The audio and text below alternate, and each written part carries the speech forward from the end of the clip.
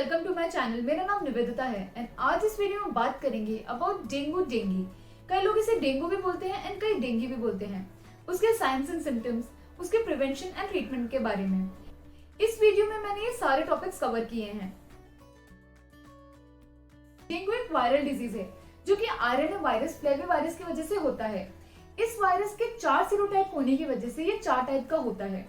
जब एक female Aedes mosquito यानी फीमेल एडिस मच्छर किसी इंसान को काटता है तब वो वायरस उस मच्छर से उस इंसान के ब्लड में चला जाता है एंड उसकी ब्लड स्ट्रीम के थ्रू पूरी बॉडी में स्प्रेड हो जाता है। ये virus man to man spread नहीं होता, पर अगर किसी पर्सन को डेंगू है एंड किसी मच्छर ने उसे काटा तो उसके ब्लड के साथ साथ वो वायरस भी उस मच्छर में चला जाता है एंड जब वो मच्छर किसी और हेल्दी इंसान को काटता है तब वो वायरस उस हेल्दी इंसान के अंदर भी चला जाता है। एंड साथ ही जब वो मच्छर अपने एग रिलीज करता है तो हर एक एग में वो वायरस भी चला जाता है।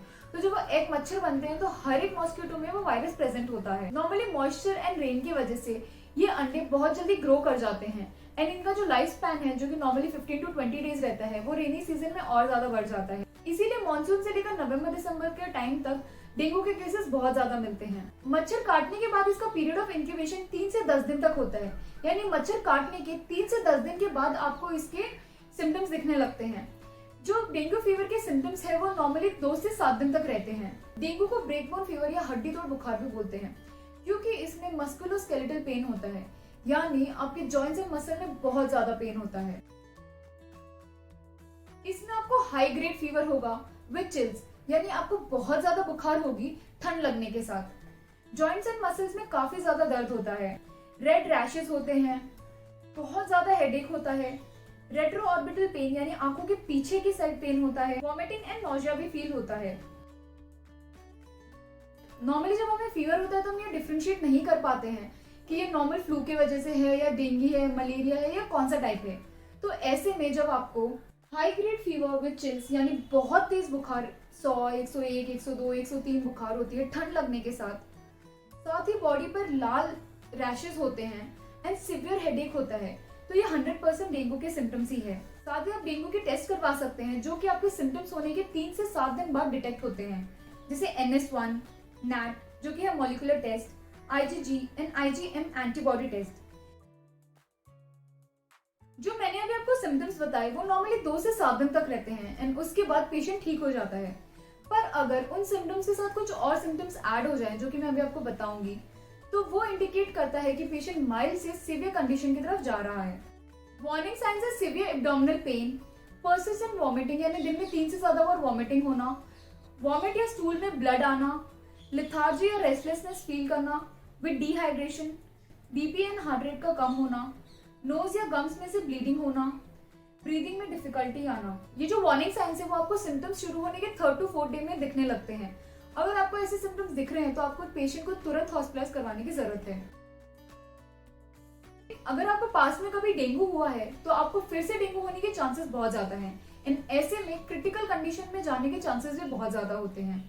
इन्फेंट्स एंड प्रेग्नेंट लेडीज में भी डेंगू के चांसेस बहुत ज्यादा होते हैं। जब आपको प्रेगनेंसी में डेंगू होता है तो वो पेरिनेटली आपके बेबी में भी ट्रांसमिट हो जाता है। ऐसे में 2 केसेस हैं।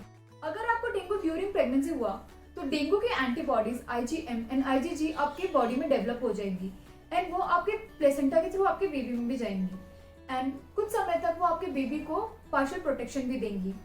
पर अगर आपको डेंगू ड्यूरिंग डिलीवरी हुआ तो वो आपके बेबी में एंटीबॉडीज की जगह उस इन्फेक्शन को ट्रांसमिट करेंगी। ट्रीटमेंट देखने से पहले आपको ये देखना बहुत जरूरी है कि डेंगू में आपको डिहाइड्रेशन क्यों होता है एंड उसके साइंस क्या हैं। डेंगू वायरस आपके ब्लड वेसल से फ्लूइड को आउटपोर करता है यानी प्लाज्मा लीकेज करवाता है एंड साथ ही due to fever and vomiting ये आपकी बॉडी में डिहाइड्रेशन कॉज करता है। डिहाइड्रेशन के साइंस है कि आपका माउथ एंड आपके लिप्स बहुत ज्यादा ड्राई रहेंगे, आपका यूरिनेशन बहुत कम होगा यानी दिन में 1 या 2 बार होगा एंड आपका यूरिन का कलर एकदम डार्क येलो होगा एंड जो आंखें हैं वो शंकन आईज हो जाएंगी यानी आपकी आंखें एकदम छोटी एंड अंदर की तरफ चली जाएंगी। ट्रीटमेंट में सबसे पहले आपको पेशेंट की फीवर कम करवानी है। उसके लिए आपको एंटीपायरेटिक पैरासिटामोल देनी है जो कि doctor according to your body weight prescribe करेगा। नेक्स्ट आपको अपने आप को हाइड्रेटेड रखना है यानी आपको खूब सारा पानी पीना है, जूसेस पीने हैं, एनर्जी ड्रिंक्स पीनी है। नेक्स्ट आपको एनासिड्स, पेन किलर्स नहीं देने हैं, ना ही आपको कोई एंटीबायोटिक्स देनी है क्योंकि उनका यहाँ पे कोई यूज नहीं है। नेक्स्ट अगर फीवर बहुत ज्यादा होती है तो आप उसमें स्पॉन्जिंग कर सकते हैं, हल्के ठंडे पानी या फिर नॉर्मल पानी से। नेक्स्ट आपको पेशेंट को रेस्ट करवाना है। नेक्स्ट है डेंगू में प्लेटलेट्स कम होने लगते हैं, इसके लिए पपाया लीफ एक्सट्रैक्ट बहुत अच्छा है। आप किसी मेडिकल स्टोर से भी इसको डायरेक्टली परचेज कर सकते हैं या फिर आप फ्रेश लीव्स को भी तोड़ के उनका जूस बना के दे सकते हैं। नेक्स्ट आपको सिम्टोमेटिक ट्रीटमेंट करना है। वॉमिटिंग हो तो उसके लिए मेडिसिन दे सकते हैं, अगर रैशेस पे ईचिंग हो रही है तो आप उसके लिए भी मेडिसिन दे सकते हैं। आपको डेंगू के कोई भी सिम्टम हो तो आपको डॉक्टर से जरूर कंसल्ट करना है, पर अगर पेशेंट की कंडीशन में वार्निंग साइंस दिख रहे हो तो आपको पेशेंट को जरूर हॉस्पिटलाइज करवा देना है। वहां पर इसका सिम्टोमेटिक ट्रीटमेंट होगा। According to need glucose, colloidal solution या फिर फ्लूइड चढ़ाए जाएंगे। अगर जरूरत पड़ी तो ब्लड एंड प्लाज्मा भी चढ़ सकता है। अगर आपने डेंगू के सीवियर कंडीशन के वार्निंग साइंस को नेग्लेक्ट किया एंड पेशेंट को हॉस्पिटलाइज नहीं करवाया तो सीवियर सिम्टम्स की वजह से बीपी ड्रॉप हो सकता है, ब्रीदिंग में डिफिकल्टी हो सकती है, प्लेटलेट्स एकदम कम होने से इंटरनल ब्लीडिंग हो सकती है, जिस वजह से शॉक लग सकता है एंड उस कंडीशन में डेथ के रिस्क बढ़ जाते हैं। डेंगू का रिस्क नॉर्मली बारिश के बाद नवंबर दिसंबर तक ज्यादा रहता है, इसलिए इस ड्यूरेशन में आप जितना हो सके उतना लॉन्ग स्लीव्स पहने। आपको आपके एनवायरमेंटल एंड पर्सनल हाइजीन पे भी पूरा ध्यान देना है। इंसेक्ट रेपेलेंट्स का जरूर यूज करें। आप अपनी बॉडी पे स्प्रे या फिर क्रीम यूज कर सकते हैं, घर में कॉइल या फिर एसेंशियल ऑयल्स यूज कर सकते हैं एंड आपको आपकी इम्यूनिटी पे जरूर ध्यान देना है। Thank you so much for watching. अगर आपको मेरी ये वीडियो पसंद आई है तो मेरी इस वीडियो को लाइक करें, चैनल को सब्सक्राइब करें एंड इस इन्फॉर्मेशन को आपके फ्रेंड्स एंड फैमिली के साथ जरूर शेयर करें।